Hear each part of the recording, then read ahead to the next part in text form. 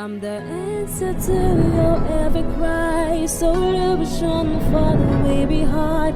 I bring to you good news. I'm wrapped. Ngicela kuthatha leli thuba ngibingelele inze nginemukele esihlokweni sethu salamhla se-Rhapsody yamaqiniso.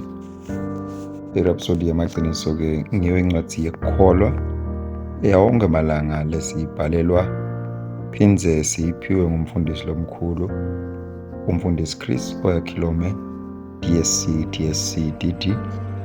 Namhla-ke ngumgcibelo lesihlanu kuyo inyanga lesetulu. Umfundisi usipha sihloko lesithi umphumela wemagugu aNkulunkulu.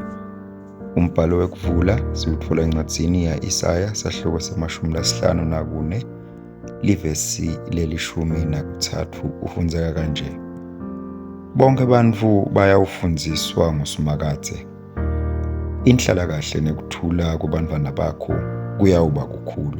Mayibokwe Nkosi. Umfundisi uvula ngekuthi kunemehluko lomkhulu emkhatsini walabo labamhlonipha uNkulunkulu nalabo labangamhloniphi, futhi lo mehluko wendlulela nakubantwa babo. Ase sikuhlole lokho sisebentisa imibhalo. Incwadi ya Isaya sahloko se-44 livesi le-25 uthi, kodwa naku lokusho nguSimakadze uthi, yebo, emabutfo ayawukwemukwa labathunjiwe, nalabanelunya bemukwe imbango. Kodwa ngiyawukulwa nalabo labalwa nawe, ngibasinzise bantwa bakho. Mayibongwe Nkosi. Uyaqhubeka umfundisi uthi lesi sicinisekiso lesivela kuNkulunkulu wethembisa kulwela labo labamhloniphako, alwe nalabo lababahluphako futhi asinzise bantwana babo. Lesethembiso sicinisekiswa ku-Isaya sahloko se-54 livesi le-13 nakathi, bonke bantwana baNkulunkulu bakho bayafundiswa uNkulunkulu, kuthula kwabantwana bakho kuyawuba kukhulu. uNkulunkulu uyasethembisa ukuthi bonke labamhloniphako batawufundiswa nguye futhi batawuba nekuthula lokukhulu. Mayibongwe Nkosi. Mfundisi uyachubeka-ke uyachaza uthi kuthiwani ngalabo labangamati uNkulunkulu. Incwadi yethi Ihlabelelo sahloko se-58 livesi le-3 iveta simo lesimadima ithi, bantfu lababi basuka esibelethweni sebatali babo, basuka nje bacala kukhohlakala bakhuluma imanga. Umfundisi-ke uyachubeka uthi bantfu lababi bahlukaniswe naNkulunkulu ngisho basengakadalwa, kusukela basesiswini sebatali babo, baphila impilo lengasiyo, bakhula ngekukhohlisa ngobe bete liciniso lelivi laNkulunkulu. Nangabe ufundza lokhu kanzi futhi awukadalwa kabusha, ikakhulu nangabe umntfwana wabatali labangakasinziswa, iBhayibheli liyachaza ukuthi kungani impilo yakho ibonakale ide kuqhubeka futhi netindvota kamoya ungaticonzi kahle. Bewuvele wehlukaniswe naNkulunkulu kusukela kudalwa, wahlelwa ukuthi uhambe endleleni lephambene neyakhe.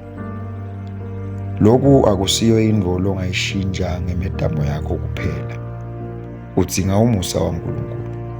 Cela iNkosi ukuthi ingene enhlitiyweni yakho ikuphe impilo lensha. Ungakwenta lokhu nyalo ngekuthi uvule likhasi lelithi umthandazo wensindiso, uthandaze ukhulume uvule inhlitiyo yakho, utawusese utfola impilo nemvelo yaNkulunkulu.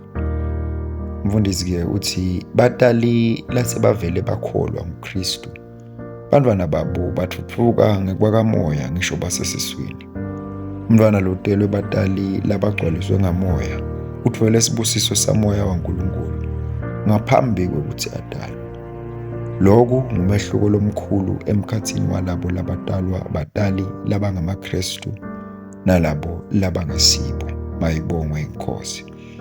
Nangu umthandazo namhla ndawucela niwusho nilandzele mina, babe wasezulwini lothandzekako. Ngiyabathandazela labo labasengakakwati noma labasehlukanisiwe nawe, kuthi batfole umusa wakho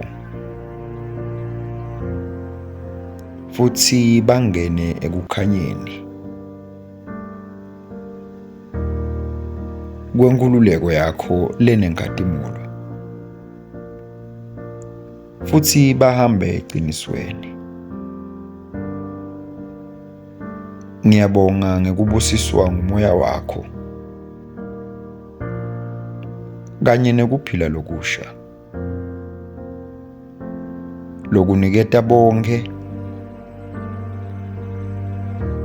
labakubita kutsi ubasinzise. Egameni likaJesu, amen.